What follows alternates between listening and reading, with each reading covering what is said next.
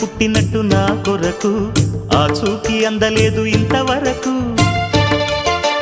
వచ్చింది గాని ఈడు ఒంటి వరకు వేధించలేదు నన్ను జంట కొరకు చూశాక ఒక్కసారి ఇంత వెలుగు నా వంక రాను అంది కంటి కునుకు ఈ అల్లరి గారడి నీ లీల అనుకోనా నీ పేరు ప్రేమ అవునా ఇవాళే నిన్ను పోల్చుకుందా